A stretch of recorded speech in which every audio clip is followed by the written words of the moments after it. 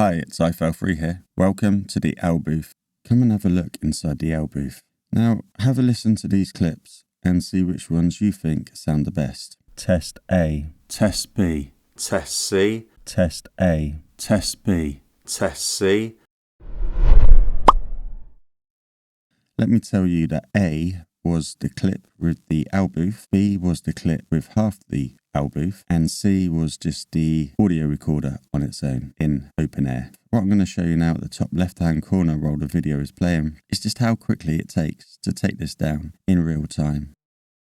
For a little while I was using just one half of this section. As I was Googling, I come up across the ISO Vox, which retailed for about 800 plus quid. It was quite nifty, it looked really good, but I'm not going to spend 800 quid on a audio booth just for my little channel. To see how it's built, jump on to the build chapter and stay to the end for a quick audio hack and more audio tests. Let's talk about the cons of the L booth. So far, I can't mount it to a tripod or anything to have as a dedicated audio booth, but that shouldn't be a problem. With a 3D printing nowadays, a couple of braces that go across the bottom to hold it should suffice into supporting it. Possibly hang it from a door frame, maybe, via the hair clips. Like I say, it is quite lightweight. Ventilation in here is, well, if you're claustrophobic, it's probably not going to be good for you. And if you're going to spend a couple of hours in here for a voiceover, that's probably not going to be ideal anyway. There are little gaps around here which do provide a little bit of ventilation, and I was contemplating about putting some sort of ducting in here from like a PC fan. It still can be a little noisy and it might be picked up on the audio. The other thing is it hasn't got a side zip, so I've got to put everything inside the booth before getting my head into it. And this is kind of one of the reasons why I got the remote control. So I could scroll down a page or stop or pause a video before doing the voiceover for that video. I can download it onto my phone and watch it in here and do the voiceover whilst it's playing. Then later, resyncing the audio up to the video. And you need a 3D printer. Not everybody's got a 3D printer, but they're becoming more and more popular at the moment. The other thing is you got to find somewhere to position it, which isn't hard. Currently at the moment, I'm kneeling on the floor and the L booth is on the bed. Another negative con is you can hear, if you've got a bit of a beard, you have to keep your head reasonably still. Any sounds is amplified within the L booth. Now for some pros, noise isolation is ideal. As you can see from this video of me talking inside the booth and outside the booth. And don't forget, I haven't got my head in the hole. Portability, it folds down reasonably quite small for an audio booth of some sort of description. And also it doesn't take long to erect or disassemble either. It's lightweight. Like I say, I could walk around with this thing on my head. Well, maybe not walk around because I'll probably fall over something, but you see where I'm coming from. And it's cheap to build. I'd say it's about £45 to build all in all. I'm not actually using a pop filter at the moment. There's other things I'd like to attach in here. Maybe some sort of bulldog clip at the top to hold a piece of paper. That could also be connected via magnetic strip of some sort. The parts we're going to need to build this, the light costs £6.99. So this little USB charged light clippy on thing, which I think is more of a ring selfie light for your phone, is quite good. It comes in different colours and you can turn down the colour intensity. This is so it makes it a little bit more lightful inside, less claustrophobic, and yeah, creates a nice sort of ambience. The Ikea Dronas cost £11.28 for two. The remote was £4.15. Now the reason I brought the little Bluetooth phone camera shutter thing, I could put all my voiceover material on a Word document and then just scroll down quickly or slowly to where I want to be. If you didn't have this little USB gizmo, you could type out your voiceover material and put it on a teleprompter, which will save you a little bit more money as well. The edge stripping was £4.90 for 4.5 metres, normally sold for going around the side of car doors, etc. And the foam was 12 slabs for £14.95. Some hair clips. These were from Asda, and they costed about £8 maximum, I think, for two. Other than that, you're going to need a 3D printer just to print off some bits and bobs. Now, these are the 3D printed clips to clip the sides on, and they're going to be on Thingiverse. So first of all, I'm marking out the centre of a piece of card. Now I've just took the rough width of my head by placing my hands to the side of my head with a ruler in between. And I'm just going to roughly mark out the width of that. And do the same for the length. I'm just going to roughly guesstimate the sort of hole size that I need. Obviously a head is not circular, it's more oval. To kind of get a nice even finish on this free-handed arc, I'm just going to fold it into 4 and then cut around, a bit like making a cartouche. And that should be the size of my head. Now we're just going to give it a little test, just to make sure I can get my head in and out. I'm going to lay up the cardboard to the box and then just using a Sharpie, draw around the template. The centre of these is made from cardboard. But first of all, rather than cutting, we're going to melt the material to stop any fray edges. So we'll just go around here and this will melt all the edges whilst cutting the material so we can pull it away.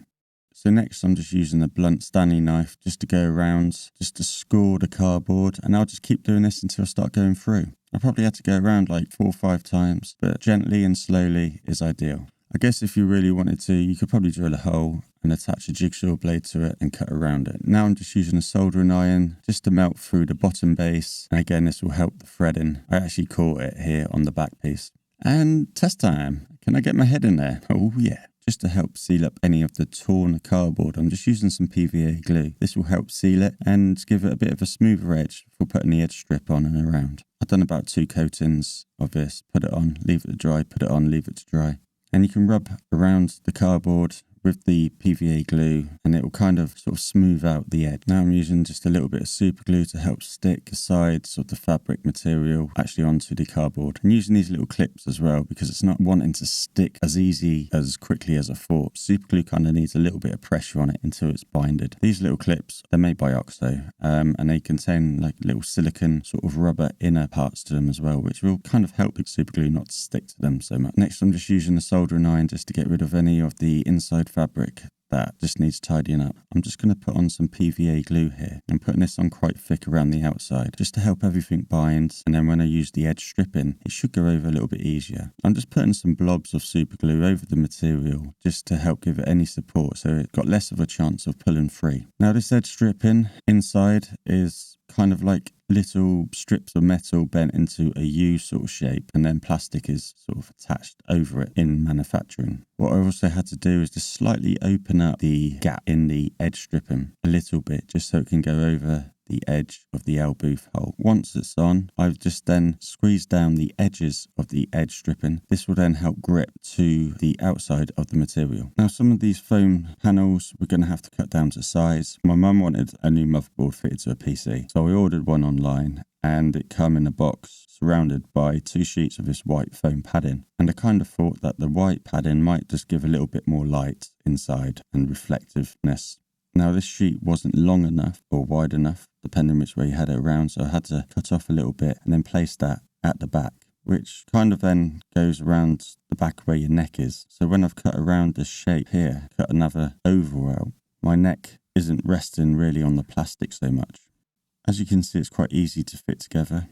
How you arrange the foam on either side, I've put the 2 supports in first with the top piece that sort of rests on the 2 side supports, giving it a bit of structure. Now here, originally I printed off these corner connections, which would have been held together with some bungee cord. It was quite thin and it was quite annoying to get them all on without them all pinging off and falling off, and I really don't think it gave any structural support to the box at all. So this is me using the L booth. This is just on the adjustable bar stool. And yeah, it's okay. I could build something later on that you put your feet under, maybe like and you put the L booth on top of that and you sit against a wall or something with it on. I don't know, but it's for these short videos. Probably been about 15 to 20 minutes I've been sat inside of here, and it is getting a bit stuffy, but there's a little bit of air coming through, and I definitely won't spend an hour inside of this thing, not without taking regular breathing breaks anyway. Now when you're using stereo audio, when you look left and right and in the centre, you can really hear the difference. And I've got to apologise about the autofocus here. For some reason it was just wanting to pick up on something else rather than me. So this audio hack,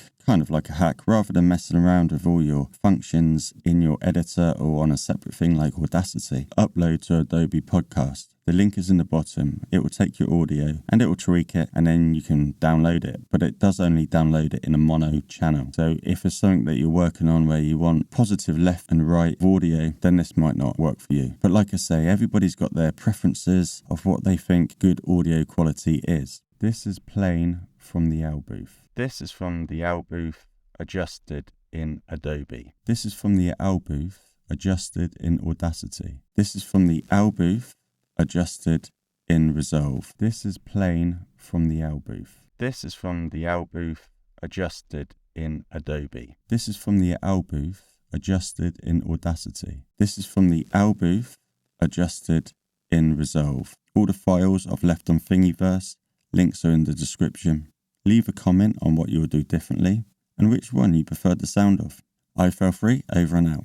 Test A, test A. Looking left, looking centre, looking right. Test A. Test B, test B. Looking left, looking centre, looking right. Test B, test B. Test C, looking left, looking centre, looking right. Test C, test C.